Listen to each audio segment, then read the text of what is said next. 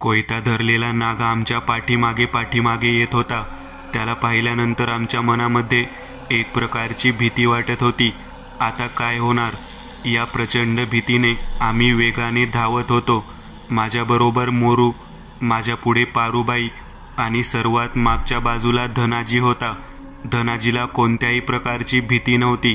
त्याला वाटत होते की त्याच्या जवळचा दैवी भंडारा त्याचे रक्षण करेल.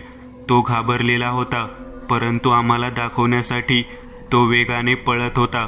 तो आम्हालाच म्हणत होता, घाबरू नका, माझ्याजवळ भंडार आहे. या नागा म्हणायच्या मुलाच्या अंगामध्ये ज्या सैतानी शक्तीने प्रवेश केलेला आहे त्याला मी काही क्षणामध्ये जेरीस आणू शकतो. तुम्ही थांबले तर उत्तम होईल. परंतु आमच्या मनामध्ये कोणत्याही प्रकारचे थांबण्याचे धाडस नव्हते, कारण त्या मुलाचे रूपच इतके विचित्र होते की तो चक्क साडी नेसून कपाळाला लाल रंगाचा मळवट भरून आमच्या पाठीमागे धावत होता. त्याने हातात कोयता धरलेले पाहिल्यानंतर आम्ही सर्वजण प्रचंड वेगाने जीव मुठीत घेऊन धावत होतो. मागच्या बाजूला धनाजी होता.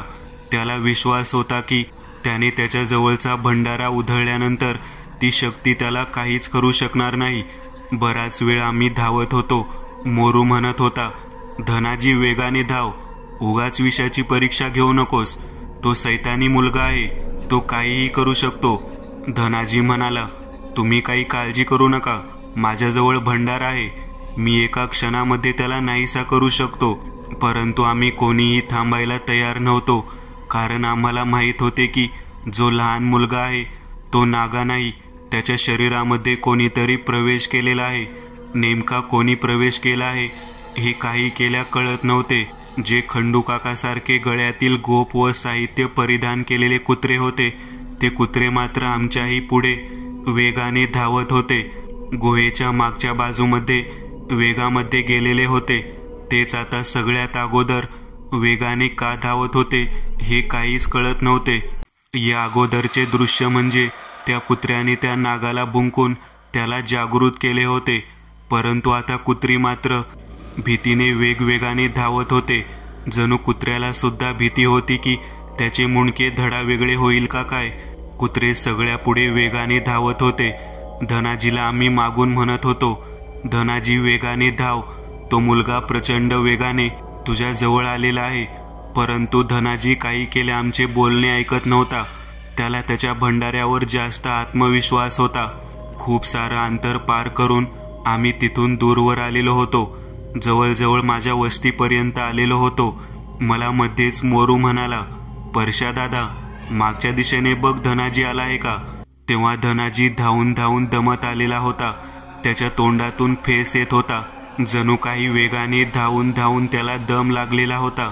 आम्ही नीट निरखून पाहिले तेव्हा धनाजीच्या अगदी जवळ तो नागा म्हणायचा मुलगा येऊन पोहोचलेला होता. सगळ्यात विचित्र गोष्ट म्हणजे अशी झाली की धनाजीच्या अंगाला स्पर्श करत असताना त्या नागा म्हणायच्या मुलाने कोयता सरळ त्याच्या पाठीवरती वार करण्यासाठी फेकला. तो थेट कोयता पाठीला लागला आणि तो पालथा पडला. तो पालथा पडल्यानंतर त्याच्या अंगावरती उंच उडी मारून त्याने त्याचे शरीर स्वतःच्या पायाखाली दाबले. धनाजीने त्याचे दोन्ही हात त्याच्या कमरेजवळ नेण्याचा प्रयत्न करत होता, परंतु नागा म्हणायच्या त्या मुलाने त्याची साडी सोडली आणि सरळ साडी त्याच्या नरड्याला गुंडाळायला सुरुवात केली. त्याच्या हाताला गुंडाळायला सुरुवात केली. त्याचे दोन्ही हात त्याच्या नरड्याजवळ गुंडाळून त्याला बंदिस्त करून टाकले. हा भयानक प्रकार पाहिल्यानंतर आम्ही त्या ठिकाणी तसेच उभा राहून धनाजी धनाजी म्हणून हाक मारत होतो. परंतु एका क्षणात त्या लहान मुलाने त्या धनाजीच्या अंगावरती मागच्या बाजूने झेप घेतली आणि त्याने भंडारा उधळायच्या आतच त्याचे मुंडके कलम केले. मुंडके कलम केल्यानंतर त्याने जो रक्ताचा भाग बाहेर वाहत होता तो आपल्या चेहऱ्यावरती लावला. त्याने त्याचे कुंकवाचे मळवट त्या रक्ताच्या भागाने पुसून टाकले. त्याचे मुंडके बाजूला काढण्यासाठी त्याने जोराने सपासप वार करायला सुरुवात केली.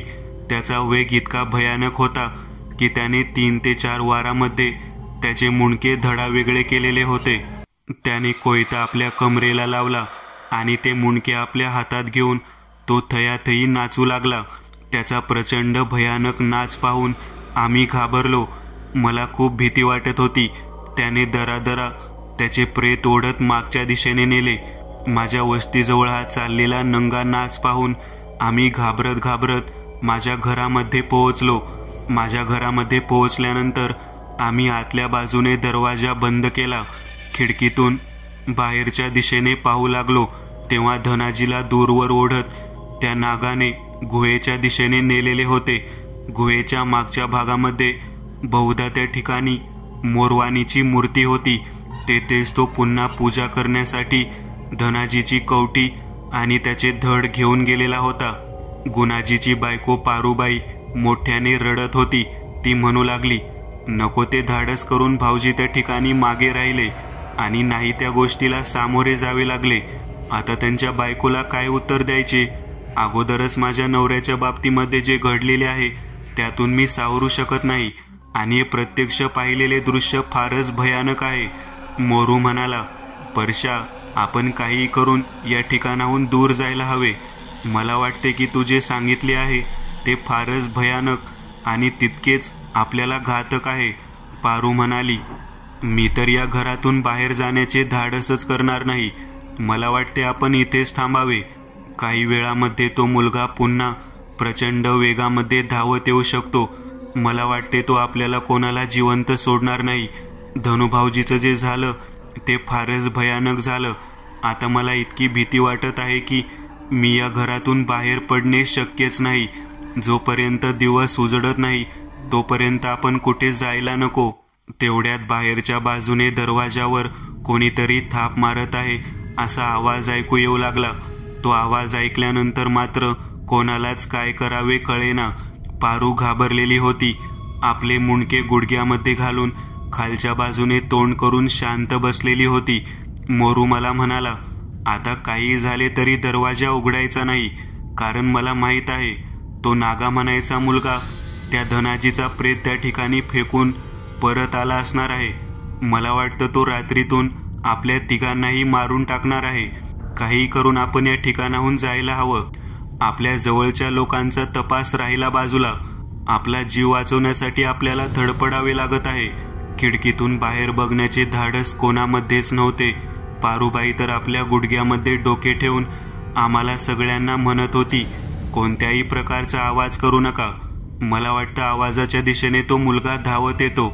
धनाजी भाऊजीने आणि त्या कुत्र्याने प्रचंड आवाज केल्यामुळे आपल्या पाठीमागे तो भयानक मुलगा लागला. त्याच्या पूजेमध्ये व्यत्यय निर्माण झाल्यामुळेच त्याने आपल्यावरती हल्ला करण्याचे धाडस केले. ज्या व्यक्तींनी ज्याप्रमाणे व्यत्यय निर्माण केले त्याचा जीव घेण्याच्या दृष्टिकोनात असतो मुलगा आपल्या पाठीमागे लागलेला असावा आणि त्याने आपला पाठलाग करून धनाजी भाऊजीचा घात केला. पारूबाई आपलं डोकं गुडघ्यामध्ये घालून बसलेली होती.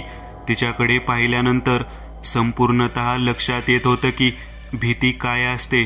परशा मोरूला म्हणाला, आपण तिघेजणच राहिलेलो आहोत. मला वाटतं या सर्व चक्राची माहिती आपल्याला कोणत्या ना कोणत्या तरी देवऋषीकडून जाणून घ्यावी लागेल. एवढ्या सहजासहजी आपल्या पाठीमागचा पाठलाग संपणार नाही. धनाजी तर गेला. आता आपण सकाळी दिवस उजाडल्यानंतर येथून आपल्या लोकांचा शोध घेण्याच्या ऐवजी मुंडा म्हणायच्या देवऋषाकडे जायला हवं. तेव्हा मोरू म्हणाला, तू म्हणतो ते अगदी बरोबर आहे. आपण त्या ठिकाणी जायलाच नको. आपण येथेच थांबू.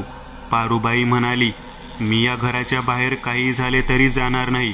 दिवस उजाडल्यानंतर तुम्ही म्हणता तसं त्या देवऋषीकडे यायला मी तयार आहे. मोरू म्हणाला, हा जो प्रकार होता तो फारच भयानक होता. परशा माझ्या भावाला, गुणाजीला आणि आता धनाजीला ज्या भयानक पद्धतीने त्या ठिकाणी मारले गेले ती गोष्टच मला सहन होत नाही. तू पाहिलेले सोने नाणे, हिरे, माणिक, मोती ते तर सगळेच गायब झाले. प्रत्येकाच्या वाट्याला मृत्यू यायचे सुरू झालेले आहे.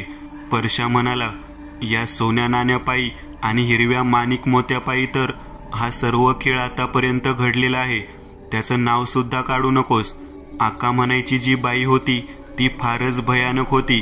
तिने मला सांगितले होते की शांता म्हणायची जी स्त्री आहे ती स्त्री नाही, ती तृतीयपंथी आहे. परंतु मी आकाचं रहस्य जाणून घेण्याच्या दृष्टिकोनातून त्या शांता म्हणायच्या किन्नराला त्या ठिकाणी पूजेसाठी घेऊन गेलो होतो. अक्काने मला सांगितलं होतं, जर ती मारली गेली तर ती तुला फरफटत ओढत नेण्यासाठी येईल. परंतु ती काही केल्या मला धरण्यासाठी आलीच नाही. झालं उलटच. या मुलाला मी सांभाळत मोठं केलं. 1 वर्ष मी याला सांभाळलं. तो शांताचा लहान भाऊ होता. त्या शांताच्या लहान भावाची मी सर्व देखरेख केली आणि बरोबर 1 वर्षाने शांताचा भाऊ नागा याच्या बाबतीत जे काही घडले ते तुम्ही सगळेजण जाणता. मोरू म्हणाला, तुला जेव्हा सगळ्यात अगोदर त्याचा संशय आला त्यावेळेलाच तू देवऋषीकडे जायला हवं होतं, नाहीतर या पुढच्या घटना घडल्याच नसत्या. परशा म्हणाला, तू म्हणतो ते अगदी योग्य आहे. अजूनही वेळ गेलेली नाही. आपण 3 जण तरी जिवंत आहोत. तेव्हा पारूबाई म्हणाली, वस्तीवरती धनाजीची बायको सुद्धा आहे. ती सुद्धा जिवंतच आहे. मला तर भीती वाटते की रात्रीतून तिला सुद्धा ते नागा म्हणायचं पोर त्या ठिकाणी ओढून तर नेणार नाही ना. परशा म्हणाला, नाही नाही, तिचा या गोष्टीमध्ये काहीच संबंध नाही. तिच्या बाबतीत नागा असे करणारच नाही. ज्या ज्या लोकांनी त्या ठिकाणाचा शोध घेण्याचा प्रयत्न केलेला आहे त्यांच्या बाबतीतच तसं घडत आहे. तुझ्या बाबतीमध्ये, माझ्या बाबतीमध्ये किंवा मोरूच्या बाबतीमध्ये तसे घडणे शक्य आहे, परंतु इतर लोकांच्या बाबतीमध्ये तसे घडणार नाही असे मला वाटते. मोरू म्हणाला, तू म्हणतो ते अगदी तसेच घडावे, नाहीतर विनाकारण एखाद्या बाईचा जीव जायचा. तिघेही एकमेकांशी बोलत होते आणि बाहेरच्या बाजूने दरवाजावरती कोणीतरी काहीतरी घासत आहे असा आवाज ऐकू येऊ लागला. हा आवाज फारच वेगळा होता. शांततेमध्ये तो आवाज जास्तच पद्धतीने ऐकू येत होता. या आवाजाला ऐकल्यानंतर पारूबाई म्हणाली, कोणतरी आलेला आहे. शांत बसा, काहीही बोलू नका. आपण या ठिकाणी आहोत याची जरा सुद्धा कल्पना होता कामा नये. मला खूप भीती वाटते. मोरू म्हणाला, कोणीही काहीही बोलणार नाही, केवळ ऐकण्याचं काम करणार. तिघेही जण एकमेकाला आधार देत तशाच अवस्थेत खाली पालथे झोपून राहिले. आता बाहेरच्या दरवाजाजवळचा आवाज वाढत चाललेला होता. कोणीतरी दरवाजाला घासत आहे असे जाणवत होते.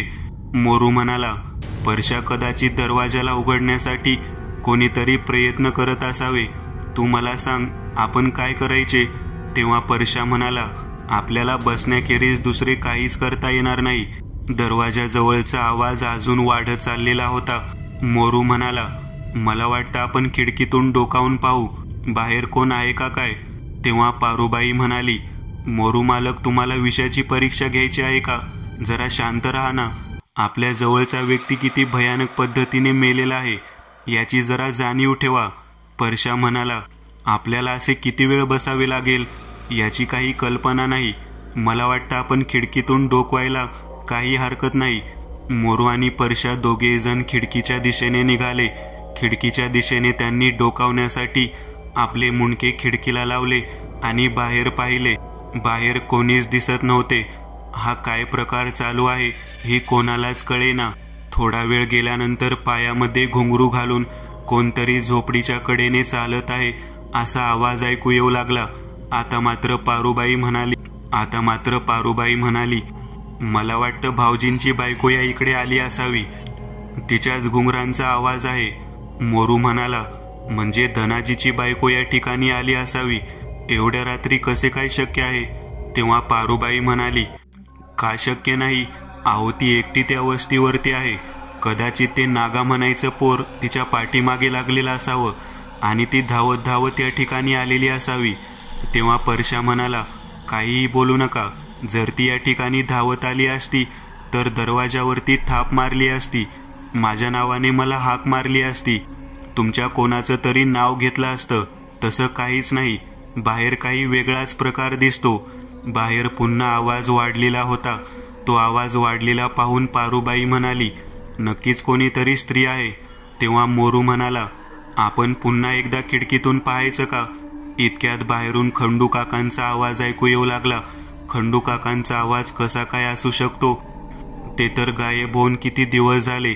ते या ठिकाणी एवढ्या रात्री कसे काय आले असतील असा विचार सर्वजण करत होते. खंडू काका म्हणत होते, दरवाजा उघडा, मला आत घ्या. मोरू म्हणाला, पारूबाई, हा आवाज खंडू काकांचा आहे ना? तेव्हा पारूबाई म्हणाली, होय, खंडू काकांचा आवाज आहे. दरवाजा उघडून त्यांना आत घ्या. तेव्हा परशा म्हणाला, अजिबात नाही. बाहेर कोणत्या व्यक्तीचा आवाज असू शकतो ते अजून कळालेले नाही.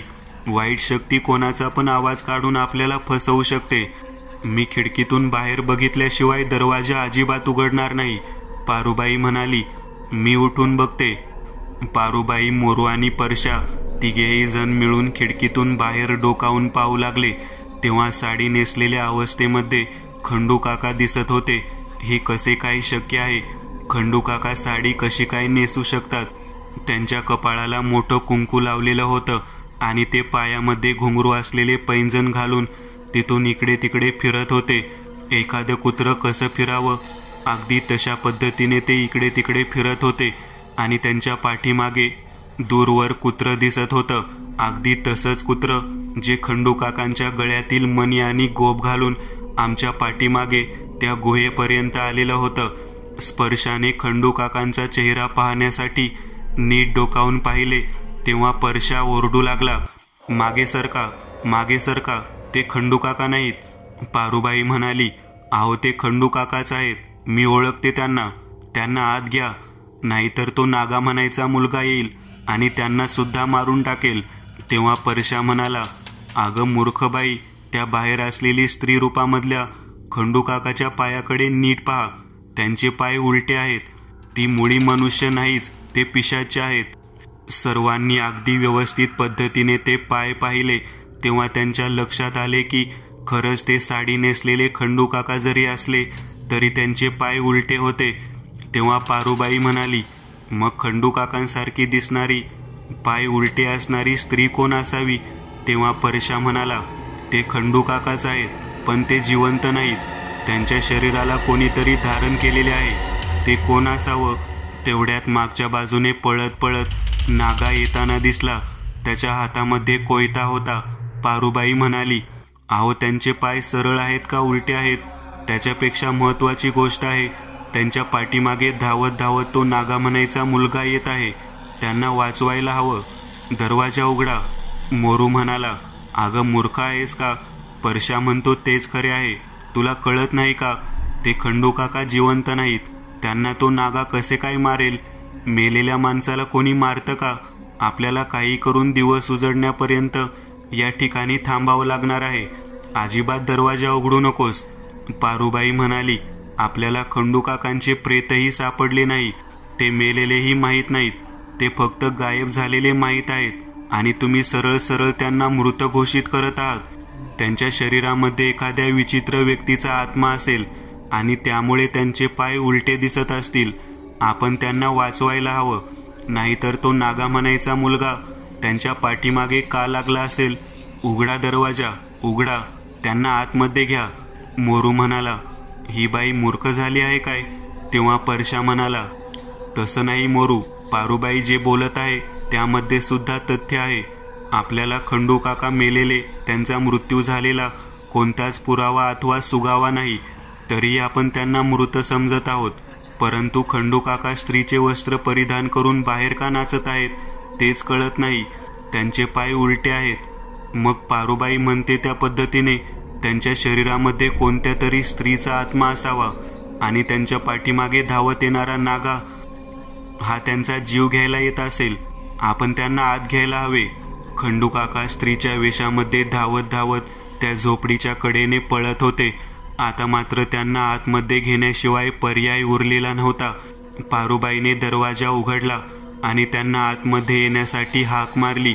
खंडू काका स्त्रीच्या वेशामध्ये तडक आतमध्ये आले. आतमध्ये आले की त्यांनी परशाच्या दिशेने यायला सुरुवात केली. परशा त्यांना पाहून घाबरू लागला. तो म्हणाला, खंडू काका, तुम्ही माझ्याकडे का येत आहात? तेव्हा मोरू म्हणाला, ते घाबरलेले आहेत. पारूबाईंनी खंडू काकांना खाली बसायला सांगितले. ती म्हणाली, काका नेमकं काय झालं आहे? तुम्ही असे स्त्रीच्या वेशामध्ये का फिरत आहात? तेव्हा खंडू काकांना काय बोलावे कळेना. ते म्हणाले, तो मुलगा फार भयानक आहे. त्याने एकालाही आतापर्यंत जिवंत सोडलेले नाही. तो मुलगा मुळी नाहीच. तो मोरवानीच्या पूजेचा पुजारी आहे. जी पूजा रोज केली जाते. रोज रात्री ती पूजा होत आहे. मागील वर्षभरापासून ती पूजा बंद होती. परंतु काही दिवसांपूर्वीपासून 1 वर्ष झाल्यानंतर ती पूजा पुन्हा सुरू झालेली आहे. एक जणांची मुंडी सोडून त्या देवीला अर्पण केलेले आहे. हे पोरग इतकं भयानक आहे. याने अगोदर स्वतःची मुंडी सोडवून घेतली. देवीच्या पूजेसाठी स्वतःचा जीव देणार हे पोरग पाहून मोरवानीची देवी प्रसन्न झाली. आघोरी विद्येची असणारी अक्का तिच्याकडे या पूजेचा मान होता. परंतु तिच्या मृत्यूनंतर ती पूजा बंद पडली होती. ती पूजा बंद पडण्यासाठी हा मुलगा कारणीभूत होता. या मुलाला त्या ठिकाणी अक्काच्या प्रेतात्म्याने खेचून नेले आणि त्या ठिकाणी त्याला स्वतःचा जीव अर्पण करावा लागला. त्याचा जीव अर्पण केल्यानंतर त्याला एक वरदान मिळालं. जेवढ्या लोकांचं मुंडकं तो अर्पण करेल तेवढ्या लोकांच्या कवटीमध्ये हिऱ्यांची बरसात होईल. 7 कवट्या अर्पण केल्यानंतर त्या नागा म्हणायच्या मुलाची जी बहीण होती, जिचं नाव शांता होतं, ती जिवंत होईल. खंडू काकाच्या शरीरामध्ये असलेली स्त्री शक्ती त्या पद्धतीने सर्व काही सांगत होती. आता मात्र परशाला आणि मोरूला कळून चुकलं की नागा जिवंत नाही आणि तो प्रत्येकाला त्या ठिकाणी नेऊन त्या व्यक्तीचा जीव घेत आहे. बापरे, म्हणजे सर्वात अगोदर त्या शिरपाजीचा, त्यानंतर गुणाजीचा, त्यानंतर धनाजीचा जीव घेतलेला आहे. त्याने स्वतःचा सुद्धा जीव दिलेला आहे. म्हणजे एकूण 4 लोक झालेले आहेत. आता 3 व्यक्तींची मुंडकी अर्पण केली की त्या ठिकाणी 7 कवट्यांचा भाग पूर्ण होईल. आता 3 व्यक्ती म्हणजे कोण? तेव्हा पारूबाई म्हणाली, बापरे, मी स्वतः. मोरू मालक तुम्ही आणि हे परशा भाऊ. खंडू काका म्हणाले, मी या ठिकाणी माझे स्वतःचे अस्तित्व लपवण्यासाठी स्त्रीचा वेश धारण करून आलेलो आहे. त्याने मला सुद्धा गुणाजीच्या वेळेलाच मारायचे ठरवले होते, परंतु मी तिथून निघून आलो. माझ्या गळ्यातील गोप आणि मणी मी एका कुत्र्याला घातला. तो कुत्रा माझ्याच घरचा होता. तो कुत्रा मंदिरातील असल्यामुळे तो त्या सैतानी शक्तीच्या पाठीमागे जाऊन त्या गुहेपर्यंतचा प्रवास करत होता. परंतु त्याला सुद्धा या नागा म्हणायच्या मुलाने मारण्याचा प्रयत्न केला आहे. बापरे, हे जे काही तुम्ही सांगत आहात ते ऐकल्यानंतर आम्हाला खूप भीती वाटत आहे. हा प्रकार किती भयानक आहे. परशा भाऊ, तुम्हाला तर यातील काहीच माहिती नाही. तुम्ही केवळ वेड्यासारखे इकडून तिकडं तिकडून इकडे लोक शोधण्यासाठी आम्हा सगळ्यांना पळवत आहात. तुम्हाला समजतं तरी का तुम्ही कोणत्या गोष्टीला सामोरे जात आहात? आणि मला म्हणत होता या काकांना आत घ्यायला नको. बघा, या काकांमुळेच आपल्याला सर्व काही कळालं, नाहीतर आपण असेच तडपडत राहिलो असतो. 3 लोकांच्या मुंडीचा नैवेद्य त्यांना हवा आहे. आता आपला जीव वाचवण्यासाठी आपल्याला काही करून येथून निष्ठायलाच हवे. तेव्हा स्त्री वेशातील खंडू काका म्हणाले, येथून निष्ठून उपयोग नाही. त्या नागाचा बंदोबस्त करायला हवा. त्याचा बंदोबस्त करण्यासाठी आमच्या गावाकडच्या बिरोबाच्या मंदिरातील भंडारा हवा. जो भंडारा त्या धनाजीच्या कमरेला होता, तो भंडारा उधळायच्या आत त्या नागाने त्याचे मुंडके उडवले. तुम्हाला काय वाटले, जर तो भंडारा त्या नागाच्या मस्तकावर पडला असता तर तो वाचलाच नसता. आता येथून सुटून दुसरे काही काम करू नका. थेट बिरोबाच्या मंदिरात जावा. मला येथून ते पोरग बाहेर जाऊच देत नाही. ते माझ्या पाठीमागेच असतं. आपण आता 4 जण आहोत. एक जण करून का होईना आपल्याला त्या ठिकाणी जायला हवं. जो कोणी जाईल त्याने तो भंडारा घ्यायचा आणि थेट मोरवानीची पूजा ज्या गुहेच्या मागे होत आहे त्या ठिकाणी जाऊन तो भंडारा उधळायचा. जोपर्यंत तो भंडारा उधळला जाणार नाही तोपर्यंत ते पोरग शांत होणार नाही. ती शक्ती शांत होणार नाही. तेव्हा मोरू म्हणाला, तुम्ही म्हणता ते सगळं खरं कशावरून धरायचं? पारूबाई म्हणाली, मोरू मालक, तुम्हाला काही कळतं का? त्यांनी एवढं सगळं काही सांगितलं आहे आणि तुम्ही म्हणताय की हे खरं कसं काय धरायचं? तेव्हा मोरू पारूबाईला म्हणाला, तू इकडे ये. त्याने पारूबाई आपल्या बाजूला बोलावून घेतले आणि तिला प्रश्न केला, सगळ्याच गोष्टीवर विश्वास ठेवून कसं चालेल? बाहेर जेव्हा खंडू काका बाईच्या वेशात होते तेव्हा त्यांचे पाय उलटे होते. ही विसरली काय तू? त्यांच्या शरीरामध्ये कोणती तरी भयानक शक्ती आहे. ती आपल्याला हे सगळं काही सांगत आहे. आपण या घरातून बाहेर पडावे म्हणून तिला हे सर्व काही सांगायचं आहे. तुला असं वाटत नाही का आपल्याला एक एक करून या घरातून बाहेर पडायचं आणि एकेकाच्या मुंडक्याला कापायचं आणि त्या देवीसमोर अर्पण करायचं असेल तर त्यांना? आणि कशावरून खंडू काका जिवंत आहेत? मोरूचं बोलणं ऐकल्यानंतर पारूबाईच्या डोक्यात प्रकाश पडला. ती म्हणाली, तुम्ही म्हणता ते सुद्धा खरं असू शकतं. आपण कोणावरच विश्वास ठेवायला नको. मग आपण आता करायचं तरी काय? तेव्हा मोरू म्हणाला, या खोलीतच थांबायचं. काही जरी झालं तरी इथून बाहेर पडायचंच नाही. जोपर्यंत संपूर्ण दिवस उजळत नाही, लोकांची ये जा सुरू होत नाही, तोपर्यंत इथून बाहेर पडायचंच नाही. त्याच वेळेला बाहेरच्या बाजूला नागा झोपडीच्या कडेने फिरताना दिसत होता. तो या ठिकाणी आला आहे याचा अर्थ काहीतरी वेगळाच असणार आहे. ही गोष्ट परशाच्या लक्षात आली. परशा विचार करू लागला, नेमका काय प्रकार चालू आहे हेच कळत नाही. आता काय करायचं? तेव्हा मोरू म्हणाला, आपण दिवस उजडेपर्यंत या ठिकाणीच थांबायचं. तेव्हा खंडू काका स्त्रीच्या आवाजात म्हणू लागले, येथे थांबणे मला चुकीचे वाटते. नागा धनाजीच्या बायकोला सुद्धा मारेल. आपल्याला काही करून तिला वाचवायला पाहिजे. चला चला, आपण वस्तीच्या दिशेने जाऊ. पारूबाई म्हणाली, खंडू काका अगदी बरोबर बोलत आहेत. तेव्हा मोरू म्हणाला, जा, तुला जायचं असेल तर जा. नागा हा खिडकीच्या दिशेने आतमध्ये वाकून पाहत होता. त्याचे डोळे लाल भडक झालेले होते. तो आमच्याकडे सगळ्यांकडे पाहत म्हणाला, या बाईला बाहेर काढा. हिला मारल्याशिवाय मृत्यूचे संकट टळणार नाही. ही मुळात बाई नाहीच, ही आक्का आहे. आक्का, जी परत आलेली आहे, जी परशाला आणि त्याच्या सोबतच्या प्रत्येकाला मारणार आहे.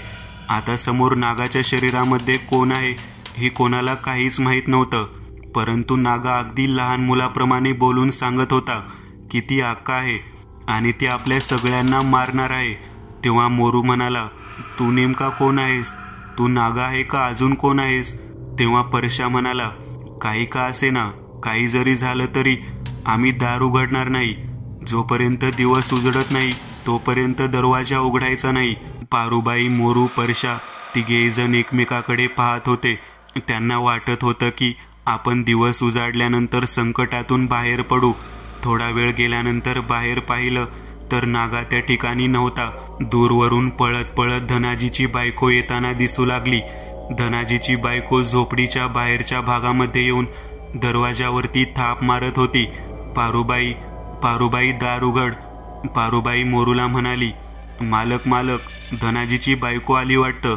तेव्हा मोरू आणि परशा दोघेही जण बाहेर पाहू लागले. धनाजीची बायको ओरडत होती, खंडू काकांचा घात केला, खंडू काकांचा घात केला. एका लहान मुलाने त्यांच्या नरड्यावरती सुरी चालवली. त्यांचा मृत्यू झालेला आहे. तुम्ही किती वेळ झालं सर्व लोकांचा शोध घेण्यासाठी इकडे आलेला आहात? माझे धनी कुठे आहेत? दरवाजा उघडा. मी बिरोबाचा भंडारा घेऊन आले आहे. जेव्हा दरवाजा उघडण्यासाठी पारूबाई उठली तेव्हा मागच्या दिशेने अतिशय विचित्र पद्धतीने किंचाळी ठोकत खंडू काकाच्या शरीरामध्ये स्त्री वेश धारण करून आलेली पिशाच खिडकीतून वेगाने बाहेर निघून गेली. एवढ्या लहान खिडकीतून ती जाऊ शकते ही गोष्टच मुळात पटत नव्हती. परशा ओरडू लागला. परशा म्हणाला, मी म्हणत होतो तो खंडू नाही. मोरू सुद्धा पारूबाईला म्हणाला, तुला अक्कल नाही. मेलेल्या माणसाला घराच्या आतमध्ये प्रवेश देतेस. धनाजीची बायको आतमध्ये येण्यासाठी ओरडत होती. पारूबाईने दार उघडले आणि तिला आत घेतले. ते चौघेही जण विचार करत होते की नेमका हा प्रकार काय चालू आहे. पारूबाईने धनाजीच्या बायकोला सांगितलं नाही की तिच्या नवऱ्याचा मृत्यू झालेला आहे. तिने विचारले, माझे धनी कुठे आहे? तेव्हा मोरू मालक म्हणाले, ते दुसऱ्या ठिकाणी गेले आहेत गुणाजीचा शोध घेण्यासाठी. तेव्हा धनाजीची बायको म्हणाली, अहो, काही झालं तरी जोपर्यंत बिरोबाचा भंडारा आहे माझ्या नवऱ्याचं कोणीच काही वाकडं करू शकत नाही. पहाटेची वेळ होत आलेली होती. दिवस उजडण्यासारखी स्थिती निर्माण झालेली होती. परशा, मोरू, धनाजीची बायको आणि पारूबाई चौघेजण एकमेकांकडे आशेच्या नजरेने पाहत होते. धनाजीची बायको म्हणाली, खंडू काकांचे प्रेत बाहेर पडले आहे. हो, त्यांचा अंत्यविधी करायला हवा. चला आपण वस्तीवरती जाऊ. सगळेजण मिळून वस्तीवरती जाण्यासाठी निघाले. मोरू आणि परशा दोघेही जण एकमेकांबरोबर चर्चा करत म्हणाले, आपल्याला ही संपूर्ण घटना थांबवली पाहिजे. मला खात्री आहे आपण एखाद्या देवऋषीची गाठ घ्यायला हवी. अन्यथा जिवंत कोण आणि मेलेलं कोण याची काहीच माहिती कळणार नाही. एकंदर संपूर्ण वस्ती पिशाच्य शक्तींच्या फेऱ्यामध्ये अडकलेली होती. पिशाच्य शक्तीच्या फेऱ्यांमध्ये अडकलेली होती. त्यावेळेला मोरू म्हणाला, मला वाटतं आपल्याला बाहेर पडण्यासाठी आणि ते सर्व काही थांबवण्यासाठी एक कार्य करावे लागेल. मला वाटतं देवऋषीची भेट घेण्या अगोदर तुमच्याकडे जे साहित्य आहे तेच आपल्याला उपयुक्त ठरेल. तेव्हा धनाजीची बायको म्हणाली, काय करावे लागेल? पारूबाई सुद्धा म्हणाली, काय करायचं?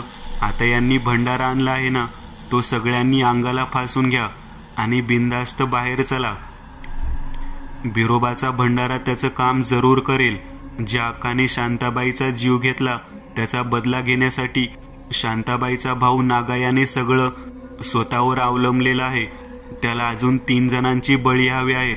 आपण सर्वात प्रथम 3 जण बाहेर जाऊ. खंडू हे पिशाच्य होते हे कळालं आहे. आता आपल्याला सरळ बाहेर जाणं योग्य ठरेल. मला खात्री आहे नागाच्या शरीरामध्ये शांताबाई आहे आणि तिनेच पुन्हा जिवंत होण्यासाठी स्वतःच्या भावाच्या शरीराचा वापर केला आहे. आम्ही एका पाठोपाठ एक भंडारा लावून बाहेर जाण्यासाठी निघालो. मस्तकाला भंडारा धारण केल्यानंतर त्या वस्तीच्या कडेने असणारे मृत्युमुखी पडलेले पिशाच्य समोर दिसू लागले. भंडाऱ्याची पवित्रता संपूर्ण लक्षात आली होती. खंडू काका स्त्रीच्या वेशात नागाच्या पाठीमागे उभारलेले होते. आम्ही आमच्या मस्तकावरती वस्त्र धारण करून बाहेर आलेलो होतो. आम्ही बाहेर आलेले पाहून ते दोघेही जण भयंकर आनंदित होते. पण आतापर्यंत ज्या लोकांना त्यांनी मारलेलं होतं त्यांच्याप्रमाणे सुद्धा आम्हाला मारता येईल असं वाटून ते आनंदित होते. एका क्षणात त्यांनी त्यांच्या समोर आल्यामुळे ते दोघेही जण खुश झाले आणि थेट सुधा आणि पारूबाईच्या शरीराला स्पर्श केला. सुधाने आणलेला तो भंडारा माझ्या मुठीत थोडा शिल्लक होता. तो मी आकाशात उधळला आणि त्या सैतानी शक्तींचा खेळ त्याच ठिकाणी स्पर्शासह आणि त्या भंडाऱ्यासह अनंतात विलीन झाला. एक भयानक पिशाच्य शक्तीचा फेरा संपुष्टात आलेला होता.